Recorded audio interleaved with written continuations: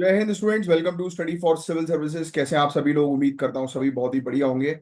So guys, आज है 3 मई 2025 और आज के करंट अफेयर्स को हम लोग कवर करने वाले हैं। आप में से जो भी स्टूडेंट्स यूपीएससी, यूपीपीसीएस, बीपीएससी या किसी भी स्टेट पीएससी की तैयारी कर रहे हैं तो लेक्चर को एंड तक जरूर देखिएगा, क्योंकि यहाँ पर वो सभी टॉपिक्स हम लोग कवर अप करते हैं जो एग्जामिनेशन के लिए आपके बहुत ज्यादा इंपॉर्टेंट होते हैं। और ये गाइज, ये है ज्ञान सर, और ज्ञान सर का पेड बैच आपके लिए अवेलेबल है। UPPCS, BPSC, UKPSC, RO, ARO, BEO, UP triple SC exam की आप तैयारी कर रहे हैं, या फिर हरियाणा, राजस्थान या छत्तीसगढ़ एग्जाम की भी आप तैयारी कर रहे हैं, तो भी इन दिए गए नंबर पर कांटेक्ट करके आप पेड कोर्सेज की जानकारी ले लीजिए। और ये है आज के टॉपिक जिनको हम लोग एक एक करके कवर अप करने वाले हैं। और मैं हूं आपका एजुकेटर कमलाक्ष झा। और आपको बता दूंगा इसकि आप अपने साथ पेन और पेपर लेकर बैठिए। टॉपिक में जो भी इंपॉर्टेंट चीजें होंगी वो मैं आपको अलग से नोट डाउन करवाऊंगा, जिसको आपको जो है वो लिखना है। और सिर्फ टॉपिक को ध्यान से समझने के ऊपर जो है वो मेनली फोकस जो है वो आपको करना है। तो आइए, सबसे पहला जो हमारा टॉपिक है जिसके बारे में हम बात करेंगे वो है वुमेन इन रिस्क सोसाइटी के बारे में। और आप लोग के कमेंट्स जो है वो मैं बाद में देखता हूँ, यानी कि आज अगर टाइम मिलता है लेक्चर के एंड में तो मैं आपको आपके कमेंट्स लेक्चर के एंड में देख लूंगा, और या फिर कल आपके कमेंट्स जो है वो देखता हूँ। तो वुमेन इन रिस्क सोसाइटी, तो यह है आज का टॉपिक। जीएस पेपर 2 के लिए बहुत इंपॉर्टेंट टॉपिक है गाइस। स्पेशली ये टॉपिक जो है वल्नरेबल सेक्शन, सोशल जस्टिस और गवर्नेंस वाले सेक्टर में आता है, यानी कि आपके सिलेबस में। तो आओ समझते हैं कि मॉडर्न दुनिया में जो नए रिस्क हैं उनका सबसे ज्यादा इम्पैक्ट किन पे पड़ता है और क्यों पड़ता है। इस चीज को आपको समझना बहुत ज्यादा जरूरी है। कितना अच्छा टॉपिक है देखो, वुमेन इन रिस्क सोसाइटी। तो रिस्क सोसाइटी का कंसेप्ट यहां पर ये बताया जाएगा इस पर्टिकुलर टॉपिक के अंदर, जिसको हम समझेंगे। ये टॉपिक सुनने वाला है मेनली। तो रिस्क सोसाइटी गाइस एक ऐसी सामाजिक अवस्था है जहां टेक्नोलॉजिकल और एनवायरमेंटल डेवलपमेंट्स नए नए मैन मेड हजार्ड्स क्रिएट करते हैं। फिर से मैं रिपीट करता हूं, ये बेसिकली क्या है हो रहा है, ये बता रहा है ये कंसेप्ट कि किस प्रकार से आज की डेट की जो मॉडर्न टेक्नोलॉजी है और एनवायरमेंटल क्राइसिस जो हम लोग को देखने को मिलते हैं। कैसे environmental crisis? Crisis, climate change हुआ, फ्लड, है ना, बाढ़ आ गई, साइक्लोन आ गया, और टेम्परेचर हाई हो रहा है तो लू चल रही है ना, हीट वेव्स, हीट स्ट्रोक। तो ये सब चीजें, अर्थक्वेक, ये सब चीजें जो है वो क्या है, ये एनवायरमेंटल क्राइसिस है। तो और आज की डेट की नई नई नई टेक्नोलॉजीज हम लोग को जो है वो देखने को मिल रही है, वो भी एक बड़ा रिस्क क्रिएट कर रही है। जैसे मैं एक एग्जांपल देता हूँ, दो एग्जांपल्स आप देना। अब आज की डेट की मॉडर्न टेक्नोलॉजी अगर आप जो है वो देख लो, कि जैसे कि इंटरनेट। भाई इंटरनेट सुविधा तो प्रोवाइड करा रहा है, बट साइबर क्राइम भी तो इसी के माध्यम से हम लोग को देखने को मिल रहा है कि हो रहा है। तो ये सोसाइटी के अंदर रिस्क है कि नहीं है? और बताओ, और कौन सी टेक्नोलॉजी, दो टेक्नोलॉजी आप सोच के बताओ कि और कौन सी दो टेक्नोलॉजी है जो सबसे बड़ा रिस्क क्रिएट कर रही है। एक और बताऊं मैं? ऐसी मैं आपको 10 गिना सकता हूं। एक और, जैसे गाड़ियां, व्हीकल। भाई गाड़ियां हैं तभी तो एक्सीडेंट हो रहे हैं है कि नहीं? आप बोल सकते हो वाली चीज भी सोसाइटी के लिए रिस्की है। पावरफुल जो गाड़ियां होती हैं, है ना, स्पीड वाली गाड़ियां जो हम लोग को जो है वो देखने को मिलती हैं, अच्छे रोड अगर रोड अच्छे होते हैं, उसकी स्पीड लिमिट जो है वो अब 100 रहती है, तो लोग जो है वो उसको 200 की स्पीड में जो है वो भगाते हैं। आपने देखा होगा। तो इस स्पीड लिमिट का तो कोई पालन करता नहीं है। बट हाँ, ये सब चीजें जरूरी है अगर इसका उपयोग जो है वो सही तरीके से किया जाए। बट सोसाइटी के लिए रिस्की तो है ही नहीं है। और ये ज्यादातर बताया जा रहा है कि जो पिछड़ी पॉपुलेशन जो है, स्पेशली महिलाएं, वो इसकी चपेट में जो है वो अक्सर आ जाती हैं। क्या आप सोच सकते हो कि इनमें से कौन सा रिस्क रीसेंट टाइम में इंडिया को सबसे ज्यादा इंपैक्ट कर चुका है? जैसे nuclear disaster, Covid 19 pandemic, climate change, pollution. कौन सा है इनमें से रिस्क जो इंडिया को जो है वो बुरी तरह से इंपैक्ट कर चुका है? तो अब ये सब रिस्क सिर्फ नेचुरल डिजास्टर नहीं है गाइस, बल्कि ह्यूमन मेड हम लोग को देखने को मिल रहा है, और इसका इंपैक्ट जो है वो पूरे वैश्विक स्तर पर नजर आता है। समझ रहे हो आप? तो ये चीजें हैं। तो हमने जो है वो समझा रिस्क सोसाइटी जो है वो क्या होती है ना। अब डेवलपिंग कंट्रीज में महिला गाइस काफी वल्नरेबल होती हैं, है ना। वल्नरेबल मतलब जो है वो समझ रहे हो, मतलब कि अंडर डेवलप्ड आप जो है वो कह लो, या उनको ध्यान जो है वो नहीं दिया जा रहा, है ना, वो सोसाइटी में बैकवर्ड है। तो डेवलपिंग कंट्रीज में ये हम लोग को महिलाओं की पोजीशन देखने को मिलती है, उनकी उनका जो सोशल रोल जो होता है, यानी कि समाज में जो उनका रोल जो होता है वो काफी लिमिटेड होता है। संसाधन और इंफॉर्मेशन तक एक्सेस इनके पास कम होता है। रिकॉग्नाइजेशन और सपोर्ट सिस्टम भी कम होता है। एग्जाम्पल के लिए ले लो, कोविड 19 पेंडेमिक में महिलाओं की हेल्थ केयर सेक्टर में फ्रंट लाइन पे, मतलब महिलाओं ने हेल्थ केयर सेक्टर में फ्रंट लाइन में काम किया, लेकिन उनका काम एडिक्वेटली अप्रिशिएट नहीं हुआ जितना होना चाहिए था, है ना। गरीबों में महिला जो है वो सफर करती है, क्यों? जॉब लॉसेस का, सबसे ज्यादा डोमेस्टिक वायलेंस का, हेल्थ केयर एक्सेस की कमी होती है। तो क्या आपको लगता है कि इंडिया में डिजास्टर मैनेजमेंट प्लानिंग में जेंडर स्पेसिफिक पॉलिसी जरूरी है? ऑब्वियसली आज की डेट में बड़े बड़े इंटरनेशनल फोरम्स वगैरह जो हम लोग को देखने को मिलते हैं, उसमें भी इस प्रकार की मतलब चर्चाएं जो है वो होती है कि अगर आप प्लानिंग जो है वो बनाओ तो जेंडर सेंसिटिव प्लानिंग जो है वो होनी चाहिए, जिसमें सबसे ज्यादा जेंडर इक्वलिटी पे भी जो है वो ध्यान दिया जाना जरूरी है। समझ रहे हो आप? कि प्लानिंग करो तो महिलाओं के कंट्रीब्यूशन, उनका रोल, उनके डेवलपमेंट, इसको भी जो है वो ध्यान में रखकर करो, है ना। यूनाइटेड नेशन सस्टेनेबल डेवलपमेंट का गोल भी हम लोग को जो है वो देखने को मिलता है। कौन सा गोल है यूनाइटेड नेशन सस्टेनेबल डेवलपमेंट का? कि आपको जो है वो एक सोसाइटी जो है वो कैसी बनानी है, जेंडर इक्वल सोसाइटी जो है वो आपको बनानी है। सोसाइटी, समाज जो है वो बिल्कुल जेंडर इक्वल जो है वो होना चाहिए। सर मैं आपको लगाता हूँ थोड़ी देर से कॉल, मैं क्लास में था। जी। एक उनका अर्पण। अरे सॉरी यार, हमारे यहाँ पर क्या एक चोरी की घटना जो है वो हुई थी। मैंने आपको बताया था कुछ दिनों पहले मैं थाने गया था, तो बस वही थाने से जो है वो फोन था एक ऑफिसर का, तो वही कुछ जानकारी जो है वो मांग रहे थे। तो यही है अपना कंट्रीब्यूशन भाई, सोसाइटी में एक नेक्स्ट लेवल का रहता है। बस जल्दी से आप भी एग्जाम में सिलेक्शन जो है वो लो, फिर देखो। और लाइक का बटन गाइस जरूर हिट करो यार, आप लोग लाइक का बटन हिट नहीं करते हो। अच्छा, अब मैं आपको बता रहा हूँ कि 3 स्टेजेस में पता है रिस्क इवॉल्व हुई हैं। एक प्री इंडस्ट्रियल एरा था। रिस्क जो थे उस समय नेचुरल थे, जैसे कि भाई भूखमरी के कारण लोग मर रहे हैं, फ्लड के कारण या कोई बीमारी के कारण, है ना। तो प्री इंडस्ट्रियल यानी कि जब इंडस्ट्री शुरू नहीं हुई थी उससे पहले के समय पर जो रिस्क जो थे वो ये सब थे। अब इंडस्ट्रियल एरा जब शुरू होता है, तब उस समय अर्बनाइजेशन, शहरीकरण तेजी से बढ़ा, मास प्रोडक्शन हुआ, लोगों ने बहुत सारी चीजें मास लेवल पर, बड़े लेवल पर जो है बनाना शुरू किया। पॉल्यूशन होने लगा, केमिकल्स होने लगे, है ना। इंडस्ट्रियल एक्सीडेंट्स के बड़े खतरे जो है वो बन गए। फिर जब इंडस्ट्रियलाइजेशन आगे बढ़ा, जिसको हम लोग पोस्ट इंडस्ट्रियल या रिस्क सोसाइटी बोलते हैं, तो अब ये रिस्क हमने क्रिएट कर दिया। पहले रिस्क जो होते थे वो नेचुरल होते थे, अब ह्यूमन मेड रिस्क है, जैसे न्यूक्लियर रेडिएशन हो गया, पेंडेमिक हो गया, क्लाइमेट चेंज हो गया।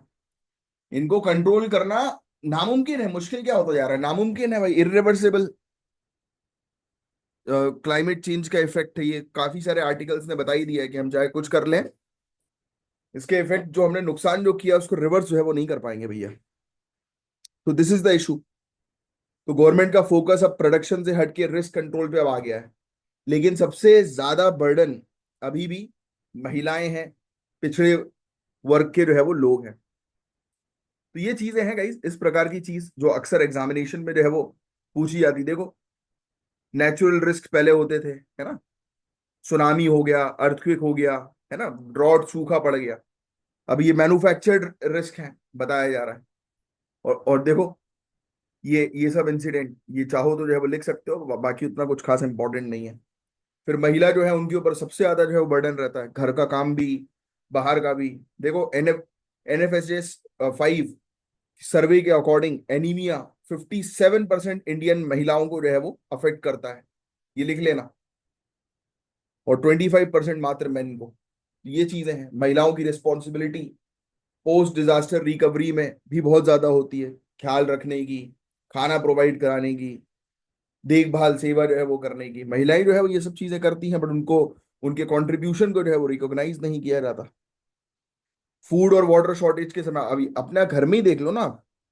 पहले घर में जो है वो मम्मी सबको खाना खिलाएंगी, फिर उनकी थाली जो है वो लगेगी, है ना। तो ये चीज, ये है उनके अंदर, थोड़ी सी चीजें अच्छी होती है महिलाओं में, बट इस अच्छाई के कारण जो है वो कई बार काफी सारी प्रॉब्लम जो है वो फेस करती है, काफी गंभीर प्रॉब्लम। और इकोनॉमिक इनइक्वालिटी तो है ही भाई। सेम जॉब के लिए जो है वो, जो सैलरी जो है वो मेल्स को प्रोवाइड की जा रही है, वो फीमेल्स को जो है वो नहीं प्रोवाइड की जाती। That is very wrong, very wrong. तो ये चीज हम लोग को जो है वो देखने को मिल रही है, समझे। अब देखो, जो चीजें इसमें कुछ ज्यादा लिखने की नहीं थी, नेक्स्ट जो टॉपिक आपका आ रहा है वो इंपॉर्टेंट है, बट उससे पहले हमें किस चीज पर फोकस करना चाहिए? डेटा पर। क्योंकि अगर आपके पास प्रॉपर डेटा होगा तब आप उस डेटा के अकॉर्डिंग प्रॉपर पॉलिसी बना पाएंगे। समझ रहे हो आप बात को? Climate resilient welfare scheme programmes, MNREGA वगैरह के प्रोग्राम्स एक्सपेंड जो है वो करो, जैसे कि immediate post disaster cash support provide किया जा सके, specially women headed house hold को, यानी कि ऐसे घरों को जहां पर जो घर महिला के नेतृत्व में है, जो परिवार महिला के नेतृत्व में है। माइक्रो लोन्स इंट्रोड्यूस करो, है ना, जिससे कि महिलाओं तक क्रेडिट की फैसिलिटीज मिल सके। इंश्योर करो कि महिलाओं का रिप्रेजेंटेशन लोकल गवर्नेंस बॉडी में जो है वो बेहतर रहे, अच्छा रहे, है ना। तो ये चीजें हम लोग को जो है वो देखने को मिल रही हैं, जिसके बारे में एक आपको आइडिया जो है वो होना चाहिए। अब जो अगला टॉपिक ये हमारा देखने को मिल रहा है, डेप्यूटी स्पीकर का कॉन्स्टिट्यूशनल रेलिवेंस। इस टॉपिक को हम लोग जो है वो कवर अप करेंगे। Again a very important topic, और ये आपके पॉलिटी के पॉइंट ऑफ व्यू से इंपॉर्टेंट टॉपिक है ना। बार बार न्यूज में आने वाला टॉपिक है डेप्यूटी स्पीकर ऑफ लोकसभा का और उनकी कॉन्स्टिट्यूशनल रेलिवेंस का। आर्टिकल 93 पता है आपको हमारे जो संविधान का क्या कहता है? आर्टिकल 93 कमेंट बॉक्स पे लिखकर बताओ। आर्टिकल 93 हमारे संविधान का क्या कहता है? ये चीज आपको याद भी रखनी है, समझे आप। तो आर्टिकल 93 जो कॉन्स्टिट्यूशन का है वो कहता है कि लोकसभा में एक स्पीकर और डेप्यूटी स्पीकर होना चाहिए, as simple as that. Deputy speaker का पता है मेन काम क्या होता है? जब स्पीकर एब्सेंट होते हैं या उनका ऑफिस खाली होता है तो डेप्यूटी स्पीकर जो है वो प्रिसाइड करते हैं, बस, और कुछ भी नहीं। और ये भी इंश्योर करते हैं कि लोकसभा की फंक्शनिंग जो है वो स्मूथ चले। अच्छा, अगर बाई चांस डेप्यूटी स्पीकर भी नहीं है, समझो आप, लोकसभा के स्पीकर भी एब्सेंट है, डेप्यूटी स्पीकर भी एब्सेंट है, तब क्या होगा? कमेंट बॉक्स पे लिख कर बताओ, देखते हैं किसको इसका आंसर जो है वो पता है।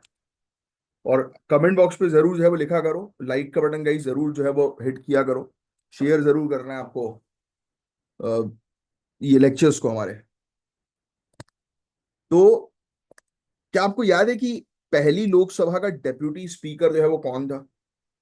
पहली लोकसभा का डेप्यूटी स्पीकर, अब बहुत ही रिस्पेक्टेड फिगर थे, अयंगार, M A अयंगार। चाहो तो लिख लो, M A अयंगार। कभी कभी क्या ऐसे फैक्चुअल चीजें भी एग्जामिनेशन में पूछ ली जाती है। M A Iyengar, AYYANGAR। अब देखो, डेप्यूटी स्पीकर का जो पद है वो कॉन्स्टिट्यूशनल है, लेकिन उनका सिलेक्शन हाउस के मेंबर्स के द्वारा ही होता है।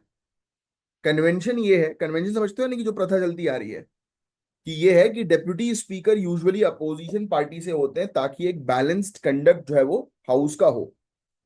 लेकिन ये कन्वेंशन है, कोई रूल नहीं है, ठीक है। कन्वेंशन का मतलब कहीं पर लिखा नहीं है, बट जनरली होता यही है कि भाई डेप्यूटी स्पीकर जो होते हैं वो अक्सर हम लोग को जो है वो देखने को मिलते हैं कि किसके होते हैं? अपोजिशन पार्टी के। और स्पीकर जो होते हैं वो रूलिंग पार्टी के हम लोग को देखने को मिलते हैं। तो 18th लोकसभा में हम लोग को जो है वो देखने को मिला कि उसने डेप्यूटी स्पीकर जो है को जो है वो इलेक्ट नहीं किया। और कॉन्स्टिट्यूशनल मैंडेट कह रहा है कि भाई, मतलब मैंडेट है, कॉन्स्टिट्यूशन के अंदर लिखा है कि एक डेप्यूटी स्पीकर होना चाहिए आर्टिकल 93 में, उसके बावजूद इलेक्ट नहीं किया गया। तो उसको लेकर ये बेसिकली एक आर्टिकल था बस। और इसमें मेनली आपको जो है वो आर्टिकल 93 को समझना था, जो मैंने आपको समझाने की कोशिश करी, और एक फैक्चुअल इंफॉर्मेशन भी मैंने आपको दी। अच्छा, एक इंपॉर्टेंट पॉइंट मैं आपको बताता हूँ। डेप्यूटी स्पीकर जब प्रिसाइड करते हैं तब वो इम्पार्शियल होते हैं, वो अपनी पार्टी की लाइन पे नहीं चलते, समझ रहे हो आप? क्योंकि वो एक मॉनिटर है। उनको अगर बोला गया कि नहीं भाई हाउस को जो है वो कंडक्ट करो आप, तो फिर वो अपनी पार्टी के हिसाब से जो है वो नहीं चलेंगे। वो एक इम्पार्शियल व्यक्ति के हिसाब से जो है वो ऑपरेट करेंगे। 16th लोकसभा में डेप्यूटी स्पीकर थे AIADMK पार्टी के थम्बी दुराई, जो कि रूलिंग कोलिशन का पार्ट नहीं थे, समझ रहे हो आप? तो ये बेसिकली एक प्रकार का कन्वेंशन हम लोग को जो है वो देखने को मिलता है कि चलता रहता है। देखो, उनके सिलेक्शन के बारे में भी हमने जो है वो चर्चा करी ली। देखो, लीगली बाइंडिंग तो नहीं है, पर पार्लियामेंट कन्वेंशन फॉलो करती है, राइट। अपोजिशन से आते हैं डेप्यूटी स्पीकर। तो ये जो चीज मैंने आपको बताई यही पूरी चीज यहाँ पर जो है वो लिखी हुई थी। ठीक है। 17 लोकसभा में डेप्यूटी स्पीकर का पद वेकेंट है, खाली है। और यही बनाता है इस टॉपिक को और भी ज्यादा इंपॉर्टेंट कि भाई कॉन्स्टिट्यूशन में लिखा हुआ है कि इलेक्शन जो है वो as soon as may be जो है वो होना चाहिए, लेकिन टाइम लिमिट नहीं दी गई। और इसी लूप होल का यूज करके गवर्नमेंट इस पोस्ट को खाली रखती है। गवर्नमेंट से बोला जाता है कि भाई ये पोस्ट क्यों नहीं है, तो गवर्नमेंट बोलती है कि हाँ भाई अब इस पोस्ट को भरेंगे। और कब तक भरेंगे इसकी कोई वैलिड सीमा जो है वो नहीं है। तो डेप्यूटी स्पीकर गाइस डेमोक्रेसी का गार्ड रेल है, पता है आपको? Guard rail. जब स्पीकर अवेलेबल होते हैं तो डेप्यूटी स्पीकर इंश्योर करते हैं कि कानूनी प्रक्रिया जो है वो बरकरार होनी चाहिए, कानून बनाने की प्रक्रिया बरकरार चलनी चाहिए। उनका नॉन पार्टीशन रोल डेमोक्रेसी में ट्रस्ट बिल्ड करता है। ऑल्सो डेप्यूटी स्पीकर के पास काफी सारी पावर्स भी होती हैं जब वो हेड होते हैं, यानी कि स्पीकर बन जाते हैं। तो बहस के दौरान जब कंट्रोवर्शियल टॉपिक्स होते हैं ना, जैसे कि फार्म बिल हो गया, तो अगर स्पीकर एब्सेंट होते हैं तो डेप्यूटी स्पीकर जो है वो इन सब मुद्दों को हैंडल करते हैं। तो आर्टिकल 93 ध्यान में रखिएगा, आर्टिकल 93 और 17th लोकसभा, 18th लोकसभा, ये सब आप थोड़ा सा जो है वो ध्यान में रखिएगा। देखो लिखा है 17th लोकसभा ने अपना फुल टर्म बिना डेप्यूटी स्पीकर के जो है वो निकाल दिया। और ये पहली बार हुआ है पार्लियामेंट की हिस्ट्री में, ये लिख लेना भैया, ये एग्जाम में आ भी सकता है। 18th लोकसभा के अंदर भी अभी तक ये पोजीशन खाली है। ये इसी को लेकर पूरा मुद्दा जो है वो अभी उठा है। तो यही है, एक मैंडेटरी टाइमलाइन होनी चाहिए आज की डेट में डेप्यूटी स्पीकर को जो है वो पोजीशन को डालने की, जो जो कि कॉन्स्टिट्यूशन के अकॉर्डिंग नहीं है मेंशन। अब नेक्स्ट जो टॉपिक हम लोग को देखने को मिल रहा है वो है इंडिया पाकिस्तान डिफेंस गैप का। तो लगातार इतने दिनों से हम पहलगाम इंसिडेंट के बारे में डिस्कस कर चुके हैं। कल भी हमने टॉपिक में डिस्कस किया था सिक्योरिटीज के टॉपिक को के बारे में, है ना? सीज फायर वॉलेशन के टॉपिक के बारे में याद आ रहा है? तो इंडिया और पाकिस्तान के बीच डिफेंस गैप का ये टॉपिक है। रीसेंट रिपोर्ट के हिसाब से इंडिया और पाकिस्तान के डिफेंस कैपेबिलिटीज के बीच गैप दिन ब दिन बढ़ता जा रहा है।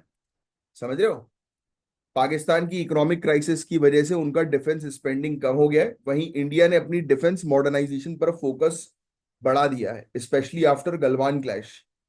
मतलब सिंपल शब्दों में मैं आपको समझाऊं, पाकिस्तान के पास खाने का पैसा नहीं है तो वो बम बारूद कहाँ से खरीदेगा? और हम लोग अपनी मैन्युफैक्चरिंग जो है बढ़ा रहे हैं।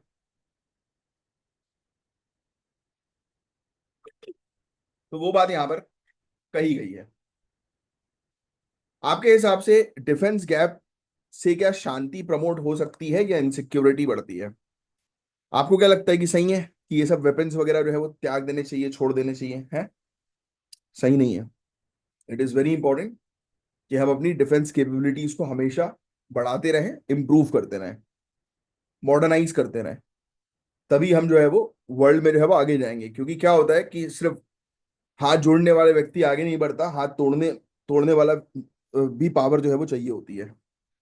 वो बोलते हैं ना कि आप हाथ जोड़ो सर झुका के चलो, बट आपकी जेब में जो है वो पिस्टल रखी होनी जरूरी है कि जिससे कि कोई आपको धमकी ना दे। आपको जरूरत नहीं रखने की, हाँ वैसे आईपीएस वगैरह बनोगे तब तो रखोगी, बट आईएएस वगैरह में आपके पास तो गार्ड्स होंगे प्रोटेक्ट करने के लिए। आपके पास खुद ही आईपीएस होगा आपको प्रोटेक्ट करने के लिए। चलिए आगे की बात करेंगे।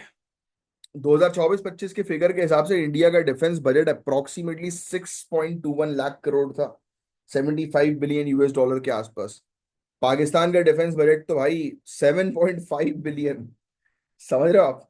2.1 ट्रिलियन पाकिस्तानी रुपया, 7.5 बिलियन यूएस डॉलर। तो कहा हम 75 बिलियन यूएस डॉलर का बजट लेके चलते हैं और पाकिस्तान हमारा 10%। तो इंडिया का डिफेंस बजट पता है आपको पाकिस्तान के डिफेंस बजट से 10 गुना ज्यादा है। इंडिया ने इन्वेस्ट भी किया भाई, रफाल जेट, तेजस एयरक्राफ्ट, मिसाइल सिस्टम, अग्नि, ब्रह्मोस, है ना? इन सब चीजों में हमने कितना इन्वेस्टमेंट जो है वो किया है। पढ़ा ही है ये सब टॉपिक को आपने, देखो लिखा भी है। सिप्री की एक रिपोर्ट के अकॉर्डिंग ये बताया जा रहा है, ये रिपोर्ट का नाम लिख लेना, trends in the world military expenditure 2024। India का मिलिट्री पर खर्चा जो है वो और बढ़ गया, 1.6% बढ़ गया है और 86.1 बिलियन डॉलर जो है वो हो गया है। और इंडिया 5वें नंबर पर आ रही है खर्चे के मामले में डिफेंस के। और पाकिस्तान की हालत खराब है बेचारा। पाकिस्तान जो है वो 10.2 बिलियन, यानी कि हमारा लगभग 10, उसका जो बजट है उसके 10 गुना ज्यादा जो है वो 9 टाइम्स लार्जर बता रहा है अभी तो। इंडियन 9 गुना ज्यादा खर्चा जो है वो करता है। मोटे मोटे तौर पर 10 गुना जो है वो आप मेंशन कर सकते हो। अलग अलग रिपोर्ट अलग अलग चीजें बताती हैं, बट ये सब आंकड़े वगैरह आप लोग को याद रखने की जरूरत नहीं है। That is not important for you.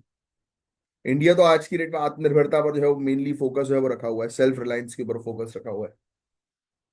China का भी जो डिफेंस के ऊपर बजट जो है वो भी बड़ा है कंटिन्यूअसली, है ना। लिखने की आपको आवश्यकता नहीं है, that is not important for you. Military expenditure Europe में भी बड़ा है। हर जगह लोग बढ़ा ही रहे हैं। पाकिस्तान के पास खाने के लिए पैसा नहीं तो वो क्या करेगा बेचारा। तो ये सब आंकड़े याद रखने की गाइस आपको बिल्कुल आवश्यकता नहीं है। That is not important for you. अब नेक्स्ट जो टॉपिक हमारा है ये इकोनॉमिक्स से रिलेटेड गाइस टॉपिक है, और ये भी बड़ा ही इंपॉर्टेंट सा टॉपिक है इकोनॉमिक्स का, जिसके बारे में हम जो है वो चर्चा करेंगे। इंडिया में बढ़ते हुए टैक्स कंप्लायंस मेजर की हम बात करेंगे। हो रहा है ना। अब गवर्नमेंट टैक्स कंप्लायंस को नेक्स्ट लेवल पर ले जा रही है। 2023-24 में डायरेक्ट टैक्स कलेक्शन ने 19.58 लाख करोड़ रुपीस का रिकॉर्ड टच किया है। Over 1 crore income tax returns scrutiny के लिए शॉर्टलिस्ट किए गए थे। पता है, स्क्रूटनी यानी कि जांच पड़ताल के लिए। आजकल हो रहा है ना कि कोई टैक्स चोरी ना करे, इसलिए बिल्कुल स्ट्रिक्ट हो रही है चीजें। और इवन यार मतलब पुलिस सिस्टम भी बहुत बेहतरीन हो गया है। कल मैं बैठा हुआ था, मतलब अभी जिसका फोन आया था ना ऑफिसर का, तो मैंने ही भेजा था एक्चुअली उस ऑफिसर के पास अपने एक परिचित को, जिनकी बाइक चोरी हो गई थी। तो उन्होंने जब एफआईआर करवाई ना, तो उसके बाद उनके पास फीडबैक वाला कॉल आ रहा है। यार कितनी अच्छी बात है। उनसे पूछा जा रहा है उस कॉल पे कि कहीं आपसे कोई पैसे की डिमांड तो नहीं की गई, और अगर करी है तो आप बिल्कुल स्पष्ट तौर से जो है वो बताइए। तो ये सब मैकेनिज्म ये प्रूव करते हैं कि हम भाई ट्रांसपेरेंसी की तरफ आगे बढ़ रहे हैं। हम सिस्टम को इम्प्रूव करने के ऊपर आगे बढ़ रहे हैं। अब कोई टैक्स की चोरी ना कर सके उसके लिए भी हमने प्रॉपर सिस्टम जो है वो तैयार किया है। तो हर तरीके से सुधार तो हुआ है भाई, सुधार नहीं हुआ ऐसा हम कह ही नहीं सकते। Central board of direct tax इन्होंने जो है वो लॉन्च किया है एक फोकस और एग्रेसिव ड्राइव, जिससे कि काला धन को टैकल किया जा सके, टैक्स बेस को जो है वो और वाइड किया जा सके, है ना। अलग अलग मेथड्स के थ्रू इन्होंने, इनका ऑब्जेक्टिव यही है 2.4 लाख करोड़ रुपीस की रिकवरी जो है वो करना अनडिस्क्लोज्ड इनकम की, जो काला धन छुपा हुआ है ना। Income tax department field units जो है उनको डायरेक्शन जो है वो दिए गए कि आप जो है वो जाओ रेड मारो, जाकर पता लगाओ काला धन कहाँ पर है। काम तो बहुत खतरनाक तरीके से जो है वो हो रहा है, एग्रेसिव तरीके से हो रहा है। ये लिख लेना भैया central board of direct taxes के बारे में, जिसको नहीं पता है। ये स्टैट्यूटरी बॉडी है, मतलब कि कानून के द्वारा बनाई गई बॉडी है। कभी कभी डायरेक्ट ये वाला क्वेश्चन आ जाता है कि किस डिपार्टमेंट के अंदर आती है, किस मिनिस्ट्री के अंदर आती है, तो ये भी जरूर लिख लेना। 1964 में इसको स्टैब्लिश किया गया था, central board of revenue act 1963 के तहत। ठीक है। बोर्ड के अंदर एक चेयरपर्सन होते हैं और 6 मेंबर्स होते हैं, ये भी रखिएगा आप ध्यान में। प्राइमरी मैंडेट यही है कि डायरेक्ट टैक्सेस जो है, जिसमें इनकम टैक्स है, कॉर्पोरेट टैक्स है, तो उसका प्रॉपर तरीके से प्रशासन करना। ठीक है। पॉलिसी बनाते हैं ये लोग कि टैक्स के जो कानून है वो प्रॉपर तरीके से लागू हों, और भी चीजों को जो है वो शामिल करें, टैक्स के दायरे में रखें, जिससे कि सरकार की कंटिन्यूअस रेवेन्यू जो है वो ग्रोथ होती रहे और कोई चोरी ना कर सके। उस पर इनका काम होता है बस। इवन पूरे दुनिया भर के जो ग्लोबल लेवल के जो टैक्स मैटर्स जो होते हैं ना, उसको भी हैंडल करने का कार्य जो है वो इन्हीं का होता है। तो दीज आर थिंग्स जिसको आपको थोड़ा सा जो है वो ध्यान में रखना है। ठीक है। नई नई डिजिटल चीजों पर भी ये लोग जो है फोकस करते हैं। टाइम बाउंड तरीके से जो है वो इनके ऑपरेशंस कंडक्ट हो, उस पर भी इनका टारगेट हमेशा रहता है। और अभी तो इनकी स्ट्रेटेजी है कि ये रिकवर जो है वो करना चाह रहे हैं 2.4 लाख करोड़ रुपीस के काले धन को, है ना, अनडिस्क्लोज इनकम को। लगभग 60% इनका टारगेट जो है वो अचीव हो चुका है। तो ये चाहो तो ये वाला टारगेट लिख लेना। ये बहुत सही चीज है। ये मेंस में भी अगर आप मेंशन करोगे ना तो बढ़िया, इवन प्रीलिम्स में भी आ सकता है। फोकस एरिया यही है कि इन्वेस्टिगेशन विंग्स जो है उनको इंस्ट्रक्शन दिए गए कि भाई आप जो है वो प्रॉपर मतलब जिनके कंपनीज के ऊपर छापा मारो, जिनके पास प्रॉपर रिकॉर्ड जो है वो नहीं मिल पा रहा है। Manufacturing, service, mining, liquor trade, हवाला ऑपरेशन। हवाला हवाला क्या बोलूं यार, मैं तो हवाला मतलब आपकी डिस्ट्रिक्ट में जब आप बड़े अधिकारी रहोगे ना, आपको खुद पता रहेगा कि हवाला का बिजनेस कौन करता है। तो काफी सारी चीजें तो सिस्टम में ही है भाई, सिस्टम वालों को ही पता होती है। बट फिर भी एक्शन जो है वो लिए नहीं जाते, क्यों? क्योंकि मंत्री संतरी का भी तो काला पैसा यहीं से रोटेट होगा, और उस एजेंट के थ्रू जब रोटेट होगा, उस एजेंट को आप पकड़ लोगे, तो मंत्री फिर आपको उस पोजीशन में बैठने थोड़ी ना देगा। सब कई कई केसेस में मिली भगत रहती है। इन्हीं सब चीजों को तो जो है वो रिजॉल्व करने का मुद्दा आपके पास होगा। बट प्रॉब्लम यही है यार, कि सिस्टम में रहकर सिस्टम को बैलेंस करते हुए चलना जरूरी है। क्योंकि आप एकदम से सुधार करने की कोशिश करोगे ना, तो दैट इज नॉट एक्सेप्टेबल। ये अभी तो ऐसा लगेगा आपको कि नहीं यार, बिल्कुल ही सुधार हो जाना चाहिए, बिल्कुल एक दिन में दुनिया पलट जानी चाहिए। ये सुनने में बस अच्छा लगता है, बट इन प्रैक्टिस जब करोगे ना, तब आपको धुआं निकल जाएगा। तब समझ में आएगा कि भाई, कि ये सिस्टम जो है वो कितनी बुरी बैंड बजाता भी है। इसलिए ऑफिसर्स जो है वो स्टार्टिंग में नए नए, देखता हूँ ना मैं कि मेरे खुद के ही स्टूडेंट्स हैं, नए नए तो बिल्कुल एकदम जोश में जो है वो भर्ती होती है उनकी, जोश में रहते हैं बिल्कुल। 6 महीने 8 महीने तक तो ऐसे जोश में कि, और ये जो अधिकारी भी जो होते हैं वो भी देखते हैं कि अरे नया नई भर्ती हुई है, अभी नए नए जोश में है। फिर जैसे ही सिस्टम को समझने लगता है, परेशान होता है व्यक्ति, तो वैसे ही फिर हाथ पर छोड़ देता है, बोलता है कि अरे यार, चलने दो भाई, जैसा हो रहा है वैसा, जैसा हो रहा है वैसा चलने नहीं देना है, यही तो इशू है। उसको कंटिन्यूटी में मेंटेन जो है वो रखना है, और हो रही है चीजें। आप देखो ना, आज की डेट में सिस्टम कितने बेहतरीन तरीके से फीडबैक दे रहा है भाई। पुलिस में अगर आप एफआईआर लिखवा रहे हो, तो आपके पास फोन आ रहा है बकायदा अथॉरिटीज का, ये पता करने के लिए कि भाई आपकी, आप संतुष्ट हो कि नहीं। क्लियरली पूछा गया कि पुलिस वाले ने प्रॉपर यूनिफॉर्म पहनी नहीं पहनी, जो पूरे यानी कि रूल्स रेगुलेशंस प्रॉपर जो होते हैं वो फॉलो हुए हैं कि नहीं हुए, प्रॉपर फीडबैक लिया गया है यार।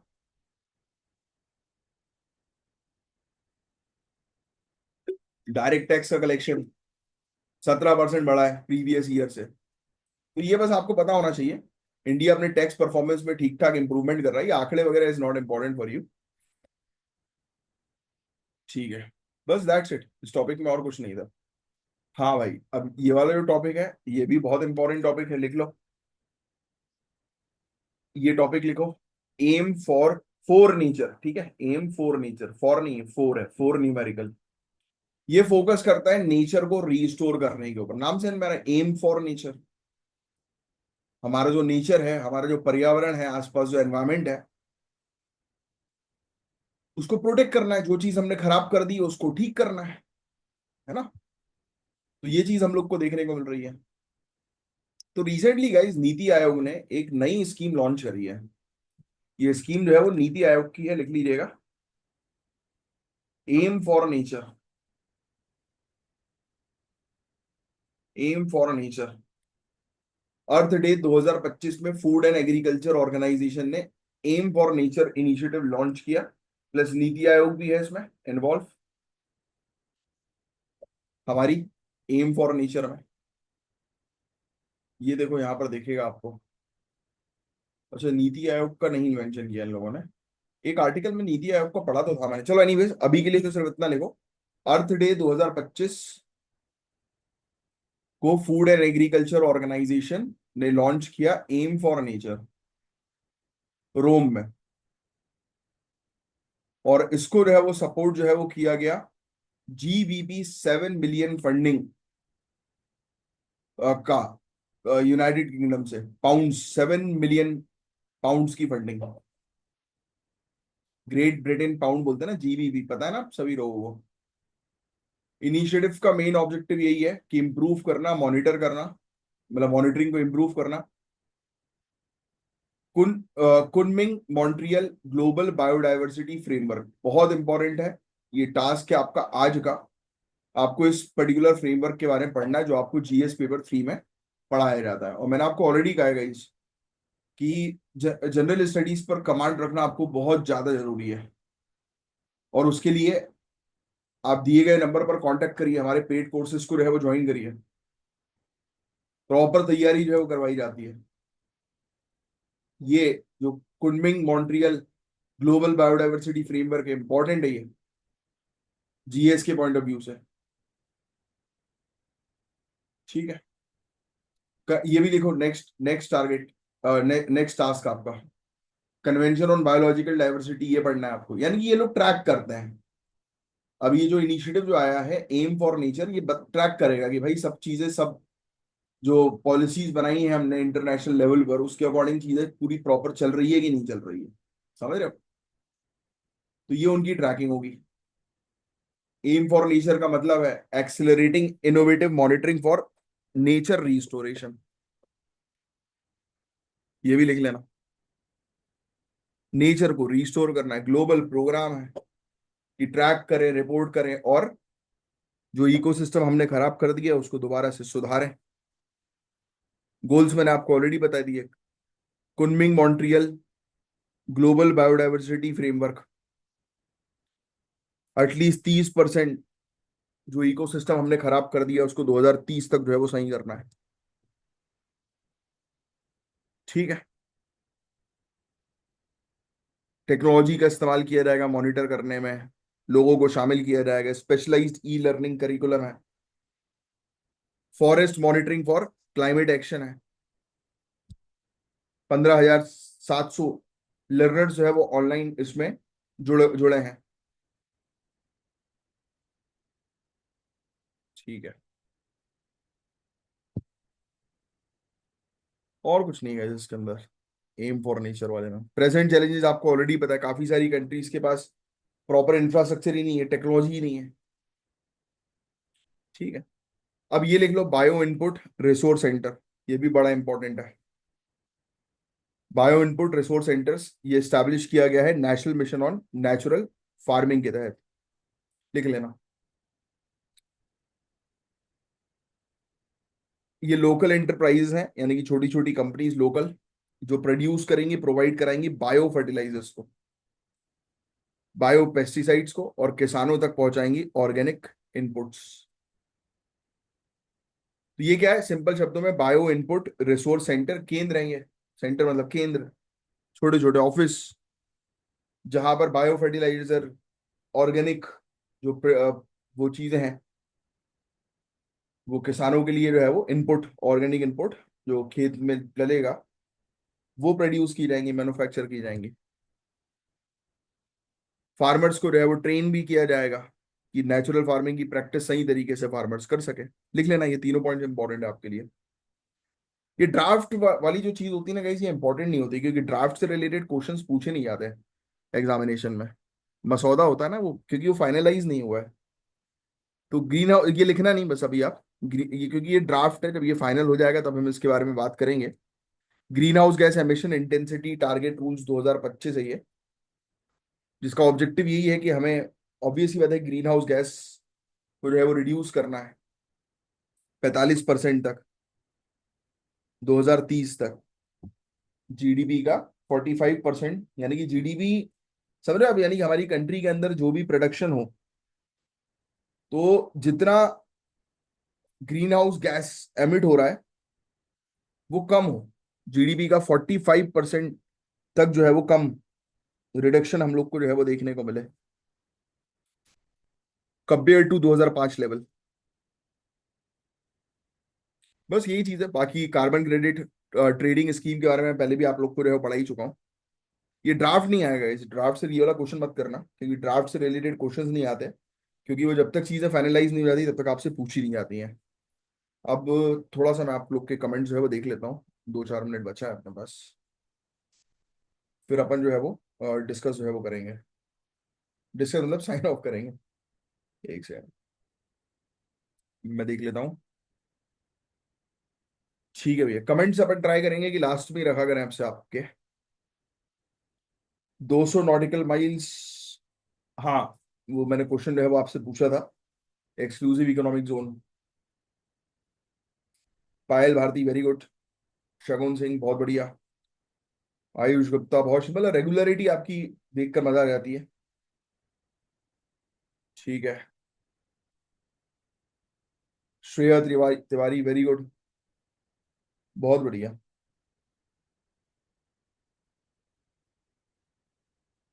Thank you Prachi for supporting. Actually क्या हुआ था यार कि कंपनी की तरफ से जो है वो चीजें, क्योंकि व्यूज नहीं मिल पा रहे कंपनी, तो कंपनी क्या करेगी यार। दिक्कत है, मैं तो अपनी तरफ से बंद नहीं करना चाह रहा, बट अभी व्यूज नहीं आएंगे तो कंपनी की तरफ से वार्निंग आ गई है मेरे मेरे पास। तो मैं तो पढ़ाना ही चाह रहा हूँ, बट अब क्या करें। आप लोग बस थोड़ा सपोर्ट जो है वो करिएगा। एआई हमें थोड़ा पेन चलाया करिए सर, नहीं तो बंद ही हो जाएगा। पेन चलाऊं? पेन चला के क्या करूंगा भाई, मतलब चीजें लोगों को समझनी नहीं, पेन देखना है क्या। अमित आंसर्स भी कमेंट करो। ठीक है। करिश्मा वेरी गुड यार। समीर भटनागर बहुत दिनों बाद मैसेज कर रहे हो, मतलब कमेंट्स आंसर्स वगैरह, रेगुलरिटी मेंटेन करो यार। Shweta Yadav very good. Sahil Akhtar answers भी देना शुरू करो। बहुत बढ़िया। दिग्विजय आयुषी सिंह वेरी गुड यार। चलो, और ये है ज्ञान सर और उनका ये स्पेशल पेड बैच, जिसको आप दिए गए नंबर पर कांटेक्ट करके ज्वाइन कर सकते हैं। अब मैं मिलूंगा आपसे नेक्स्ट लेक्चर में। तब तक के लिए bye, take care, have a great day ahead. जय हिंद, जय श्री महाकाल।